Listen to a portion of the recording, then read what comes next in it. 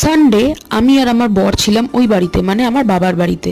তো সকালে ও ব্রেকফাস্টে চাউমিন বানিয়েছিল সকলের জন্য। ও খুব ভালো চাউমিন বানায়, সেটা আমি আগের ভিডিওতেই শেয়ার করেছিলাম। দেন ব্রেকফাস্ট কমপ্লিট করার পরে আমি আইসক্রিম খেলাম। দেন রান্নার জেঠি আর মা অনেক রান্নাবান্না করেছিল, আর আমার ইচ্ছা করছিল চিংড়ি মাছটা অন্যরকমভাবে করতে, তাই বানিয়েছিলাম চিলি চিংড়ি, মানে চিলি প্রন। তো ওইভাবে চিংড়ি মাছটা বানিয়ে আমি তো লাঞ্চে খেয়েছি, আর বাকিরা রাত্রিরে ডিনারে খেয়েছে। তো খেয়ে দিয়ে ঘুমিয়ে পড়েছিলাম। দেন বিকেলবেলা ঠিক করলাম যে একটু বেরোবো। তো আমি আর আমার বর চলে গেলাম হালি শহরের পার্কে। দেন ফুচকা পাড়ায় গেছিলাম, ফুচকা খেয়েছি। দেন এইসব করে ভাবছিলাম কি করা যায়। তো হঠাৎ মাথায় এলো ভূত। ভূতস আর ভেরি ইন্টারেস্টিং। তো আমি আর আমার বর চলে গেলাম রেলের কোয়ার্টারের ওইদিকে, যদি কোনো ভূতের দর্শন পাওয়া যায়।